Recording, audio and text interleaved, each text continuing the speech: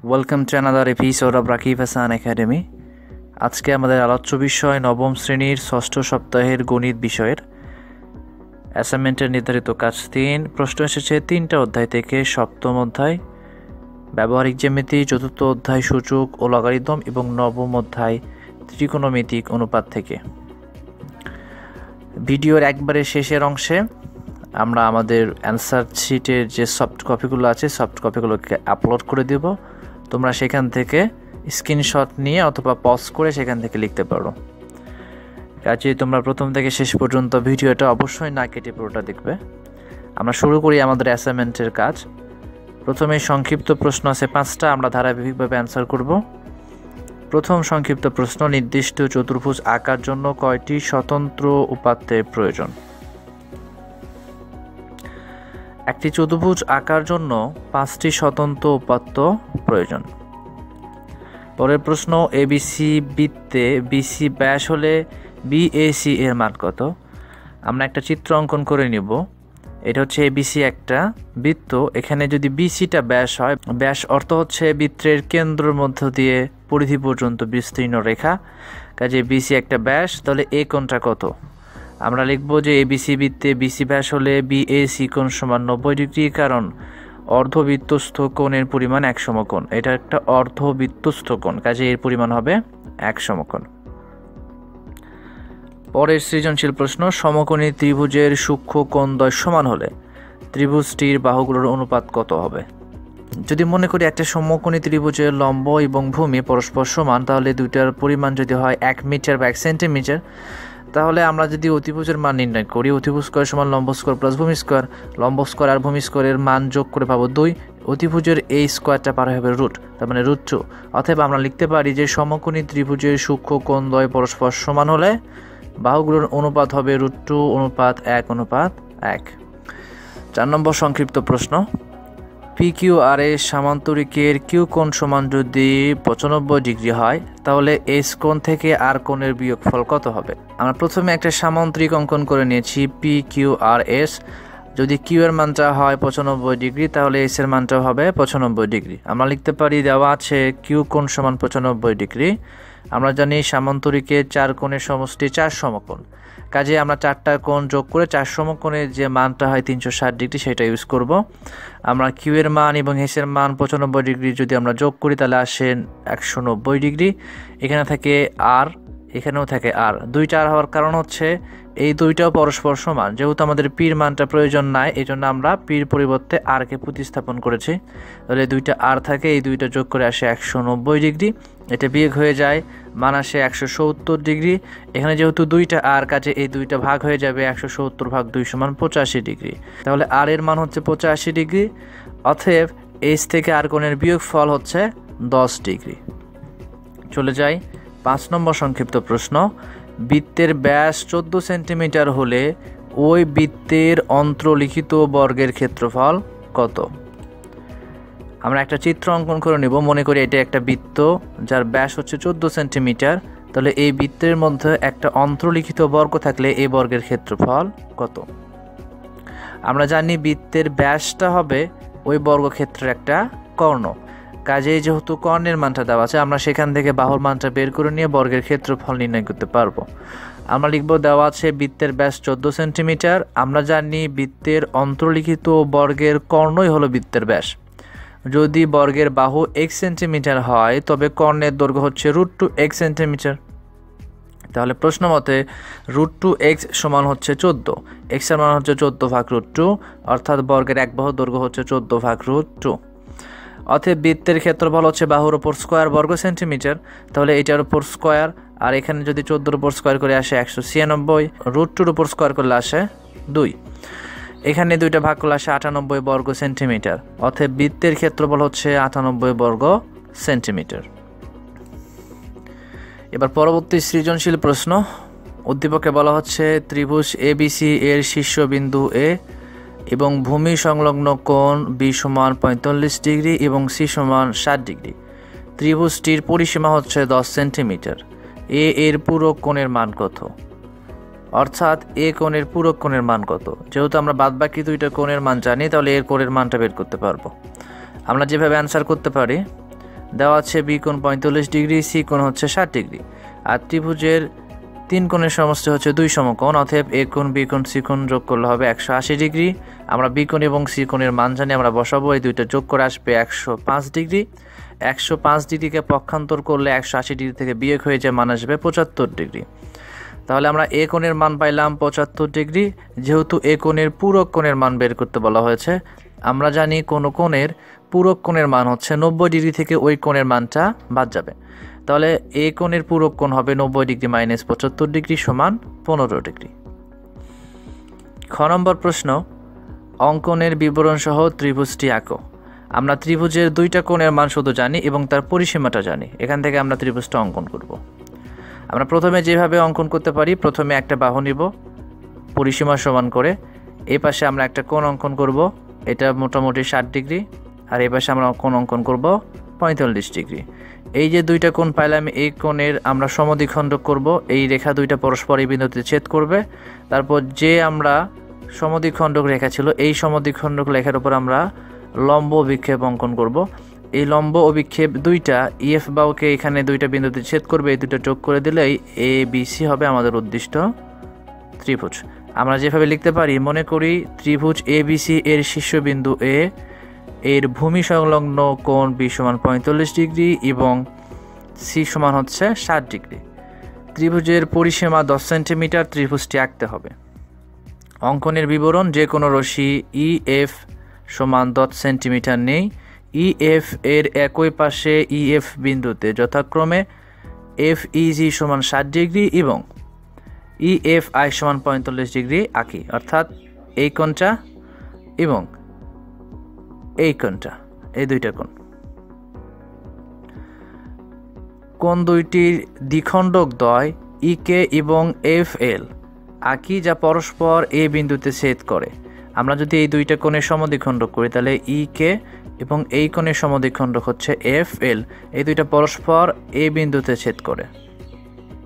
ই কে এবং F L রেখাদ্বয়ের লম্ব দ্বিখণ্ডক আঁকি, যা ই এফ রেখাকে বি ও সি বিন্দুতে ছেদ করে। এখন এসি ও এবি যোগ করি, তাহলে এ বি সি উদ্দিষ্ট ত্রিভুজ।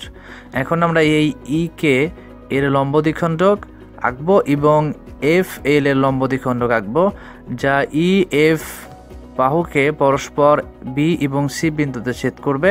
এখন এসি এবং এবি যদি আমরা যোগ করি, তাহলে আমাদের এ বি সি এটাই হবে উদ্দিষ্ট ত্রিভুজ। গ নম্বর প্রশ্ন হচ্ছে, এমন একটি ত্রিভুজ অঙ্কন করো যার ভূমি সংলগ্ন 2টি কোণ উদ্দীপকে উল্লেখিত কোণ 2টি সমান এবং শীর্ষ থেকে ভূমির ওপর অঙ্কিত লম্বের দৈর্ঘ্য এবিসি এর পরিসীমার 1/3। অঙ্কনের চিহ্ন ও বিবরণ আবশ্যক। আমরা যেভাবে অ্যান্সার করতে পারি, প্রথমে আমরা এই মানগুলো নিয়ে নিব। আমরা পরিসীমাকে 3 দ্বারা ভাগ করে পাই 3.33 সেন্টিমিটার। আমরা যে কোনো একটা রেখা থেকে এ এর সমান করে এডি অংশ কাটবো, তারপর এখানে 2টা লম্ব আঁকবো, এই 2টা লম্ব আঁকবো। তারপর এই পাশে আমরা একটা কোণ আঁকবো 45 ডিগ্রি, এই পাশে কোণ আঁকবো 60 ডিগ্রি। এই 2টা কোণ এই বিন্দুকে যে বিন্দুতে ছেদ করবে, সেখান থেকে আমরা যোগ করে দেব এ সি এবং এ বি। এখন এই এ বি সি হচ্ছে উদ্দিষ্ট ত্রিভুজ, কারণ এখানে আমরা যে 60 ডিগ্রি কোণটা অঙ্কন করেছি আর এই যে কোণটা, এই 2টা পরস্পর সমান, এবং এখানে যে 45 ডিগ্রি কোণ অঙ্কন করেছি, এই কোণটা এবং এই কোণটা পরস্পর সমান। আমরা জানি 2টা সমান্তরাল বাহুকে যদি কোনো তির্যক বাহু এভাবে ছেদ করে, তাহলে পরস্পর এই ধরনের কোণগুলো সমান হয়, একে বলা হয় সম্পূরক কোণ। এখন আমরা যেভাবে লিখতে পারি, ত্রিভুজের পরিসীমা হচ্ছে 10 সেন্টিমিটার, তাহলে পরিসীমার 1/3 হচ্ছে 10/3 সেন্টিমিটার সমান 3.33 সেন্টিমিটার। বিশেষ নির্বাচন, মনে করি কোনো ত্রিভুজের ভূমি সংলগ্ন 2টি কোণ 45 ডিগ্রি এবং 60 ডিগ্রি এবং ত্রিভুজের শীর্ষবিন্দু হতে ভূমির উপর লম্ব 3.33 সেন্টিমিটার দেওয়া আছে। ত্রিভুজটি আঁকতে হবে। অঙ্কনের বিবরণ, যে কোনো রশ্মি ডি আই থেকে এ বাহু সমান করে এডি অংশ কেটে নেই। এ ও ডি বিন্দুতে জি এইচ এবং ই এফ লম্ব আঁকি। এ বিন্দুকে কেন্দ্র করে জি এইচ এ যে পাশে ই এফ অবস্থিত সেই পাশে জি এ বি সমান 45 ডিগ্রি এবং এইচ এ সি সমান 60 ডিগ্রি অঙ্কন করি। কোন দুইটি রেখাদ্বয় ইএফ রেখাকে যথাক্রমে বি ও সি বিন্দুতে ছেদ করে? এখন এ বি ও এসি যোগ করি, তাহলে এ বি সি উদ্দিষ্ট ত্রিভুজ। চলে যায় পরবর্তী সংক্ষিপ্ত প্রশ্নে। প্রথম প্রশ্ন হচ্ছে 3x inverse 1 plus 7y inverse 1 সম্পূর্ণটা ব্র্যাকেটে ইনভার্স 1 সমান কত? আমরা প্রথমে এই মাইনাস ইনভার্সের পরিবর্তে লিখতে পারি 1/x, আর এখানে লিখতে পারি 1/y। এই 3 তে উপরে গুণ করে দেবো, এই 7 তে উপরে গুণ করে দেবো, 3/x প্লাস 7/y। আমরা লসাগু করলে মান আসে xy, x দিয়ে ভাগ করলে থাকে y, y into 3y plus y দিয়ে ভাগ করলে থাকে x ইন্টু 7x। এই ইনভার্স 1 ঠিক থাকবে। আমরা এই ইনভার্সের কারণে লিখতে পারি 1/এই সম্পূর্ণ রাশি তার পাওয়ার 1 থাকলে মান যা আছে তাই হয়। এখন আমরা এই 1 গুণন, এই ভগ্নাংশের লবটা হয়ে যাবে হর, হরটা হয়ে যাবে লব, কারণ ভাগ চিহ্ন আছে সেটা গুণ হয়ে গেছে। এখন আমরা লিখতে পারি xy/7x প্লাস 3y। পরবর্তী সংক্ষিপ্ত প্রশ্ন, √5 to the power y plus 1 সমান cubic √5 to the power 2y minus 1 হলে y এর মান নির্ণয় করো। আমরা প্রথমেই উভয় পক্ষ থেকে এই স্কোয়ার এবং কিউবিক রুটটাকে আমরা ভেঙে দিব। স্কোয়ার ভেঙে দিলে আসে হাফ, আর কিউবিক রুট ভেঙে দিলে আসে 1/3। এই দুইটা গুণ আছে পরস্পর, তাহলে 2 নিচে, y প্লাস 1 ওপরে, এখানে 3 নিচে এবং 2y মাইনাস 1টা ওপরে। আমরা জানি যে কোনো সূচকে যদি ভিত্তি পরস্পর সমান হয় তাহলে দুইটা ভিত্তিকে কেটে দেওয়া যায়। আমরা দুটো ভিত্তিকে কেটে দিয়েছি, এখানে আমাদের মান এই দুইটা সমান থাকলো। আমরা যদি বর্জ্য গুণন করি তাহলে 3y প্লাস 3, আর এখানে গুণ করলে হচ্ছে 4y মাইনাস 2। এখন যদি আমরা পক্ষান্তর করি, আমরা 4y মাইনাস 3y হবে, এটা এখানে ভুল হয়েছে, আর এখানে 3 প্লাস 2 হয়ে যাচ্ছে। তাহলে এই দুইটা সমান আমরা বিয়োগ করে লিখতে পারি y সমান 5। চলে যাই পরবর্তী সংক্ষিপ্ত প্রশ্নে। log x এর মান 125 সমান 6 হলে x এর মান কত? আমরা যেভাবে লিখতে পারি, আমরা লগ থেকে এটাকে ভেঙে সূচকের মাধ্যমে লিখবো x টু দ্য পাওয়ার 6 সমান 125।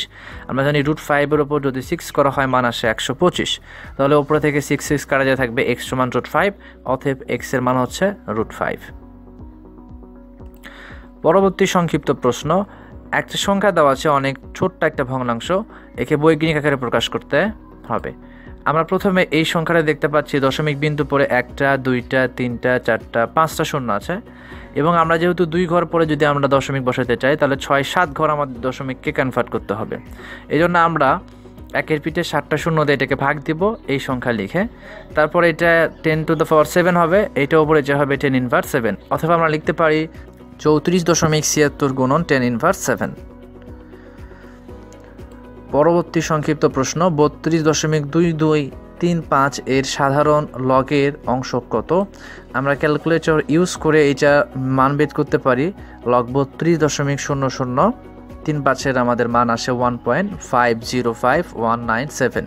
এটা আমরা ক্যালকুলেটর ব্যবহার করেছি। তাহলে অংশ হচ্ছে ভগ্নাংশের পরের অংশটুকু, তাই বলতে পারি যে লগ এত এর অংশ হচ্ছে 0.505197। এবার সৃজনশীল প্রশ্ন 2, সূচক ও লগারিদম থেকে প্রশ্ন এসেছে। ক নম্বর প্রশ্ন হচ্ছে এর মান যদি 128 হয় তাহলে পি এর মান নির্ণয় করো। এখানে এর একটা মান দেওয়া আছে, এটা সমান 128 আমাদের ধরতে হবে। কাজে আমরা লিখতে পারি যে দেওয়া আছে এ সমান 128, তাহলে এর মান হচ্ছে 4 to the power 2p plus 1 সমান 128। এখন আমরা এই 4টাকে ভেঙে আমরা 2 করতে পারি ভিত্তি, কারণ এখানে আমরা ভিত্তি 2 করব। কাজে 2-র উপর স্কোয়ার করে এইটাকে গুণ দিতে পারি পরস্পর, আর এখানে 128কে ভেঙে লিখতে পারি 2-এর পাওয়ার 7। নিচে থেকে 2 কেটে দিলে থাকে 4p প্লাস 2 সমান 7, 4p সমান 7 মাইনাস 2, তাহলে থাকে 5/4, তাহলে পির মান হচ্ছে 5/4। খ নম্বর প্রশ্ন, প্রমাণ করো যে b ভাগ c সমান 1/49। এখানে বির মান এবং সির মান দেওয়া আছে, আমরা সরাসরি ভাগ আকারে লিখতে পারি। আমরা লিখব b ভাগ c সমান বির মান এবং সির মান ইউজ করব, এই পদটাকে আমরা ঠিক রাখবো। আর এখানে এই যে m আছে, m দিয়ে m-1কে গুণ করে দিলে হয় m স্কোয়ার মাইনাস m।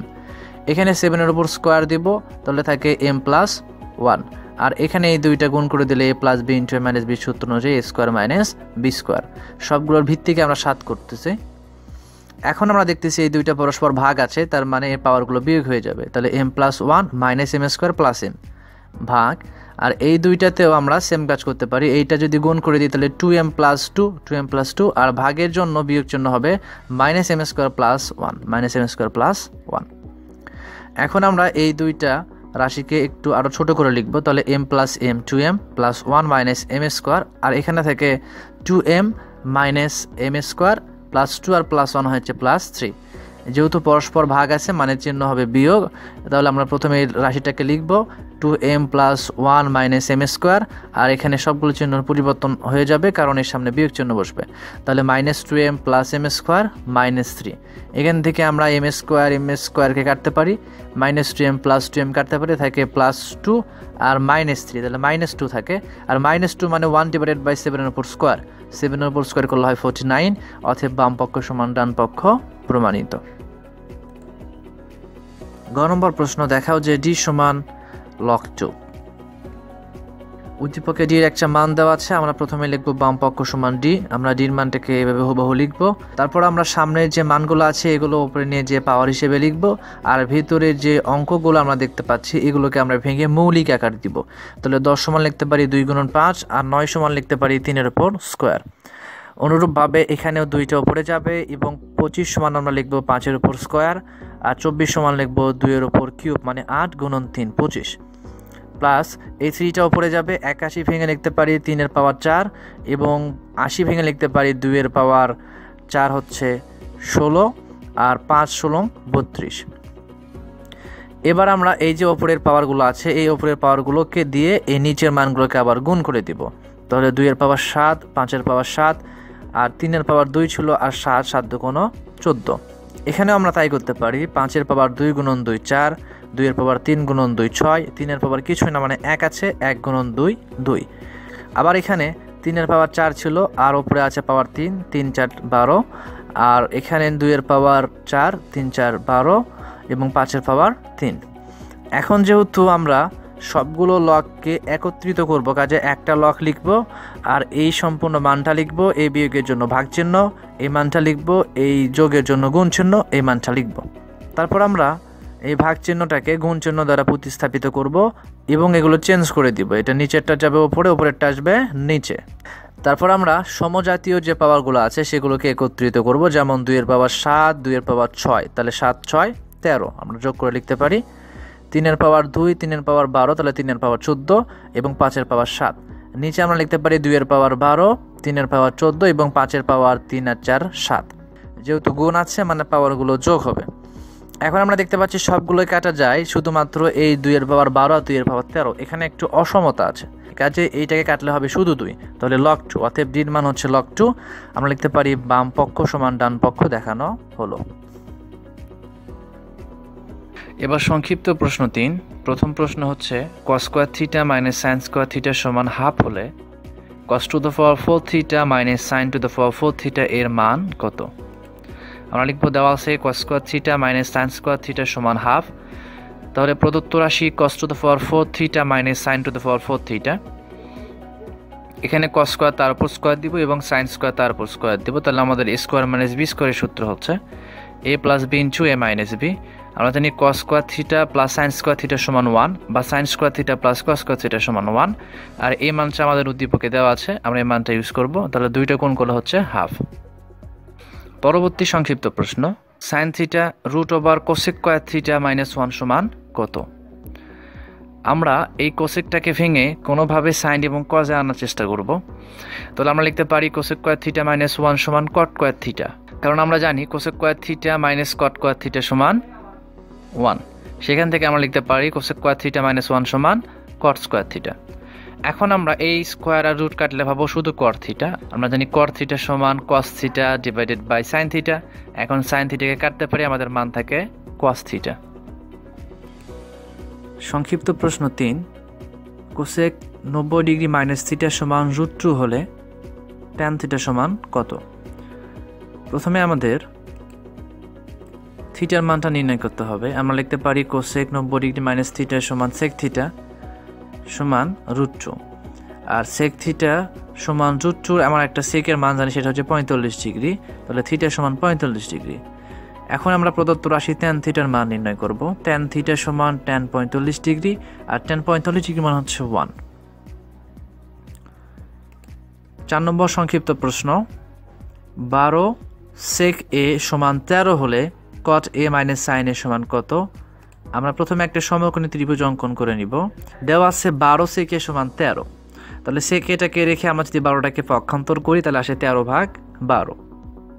পিথাগোরাসের সূত্র অনুযায়ী আমরা প্রথমে আগে এই সমকোণী ত্রিভুজে সেকের মানটি ইউজ করে নিব। কোণ যদি এই এটা হয় কোণ, তাহলে সেক সমান হচ্ছে অতিভুজ ভাগ ভূমি, তাহলে 13 ভাগ 12 এখানে আমরা ইউজ করেছি। এখন আমাদের এই বিসির মানটা প্রয়োজন হবে, কারণ আমরা বাকিতে যে কটের মান নির্ণয় করব, সাইনের মান নির্ণয় করব, সেখানে আমাদের লম্বর প্রয়োজন। এজন্য পিথাগোরাসের সূত্র অনুযায়ী এই বিসি সমান অতিভুজের উপর স্কোয়ার বিয়োগ এই ভূমির উপর স্কোয়ার তার উপর রুট। আমরা যদি মানগুলোকে ইউজ করি, 13 উপর স্কোয়ার করলে 169, 12 উপর স্কোয়ার করলে 144, দুইটার বিয়োগফল হচ্ছে 25, অতএব বিসির মান হচ্ছে 5। তাহলে সাইন এ সমান হচ্ছে লম্ব ভাগ অতিভুজ 5 ভাগ 13, আর কট এ সমান হচ্ছে ভূমি ভাগ লম্ব সমান 12 ভাগ 5। এখন আমাদের প্রদত্ত রাশি হচ্ছে কট এ মাইনাস সাইন এ 12 ভাগ 5 বিয়োগ 5 ভাগ 13। এই দুটো লসাগু হচ্ছে 65। 5 দিয়ে যদি 65কে ভাগ করা হয় মান আসে 13।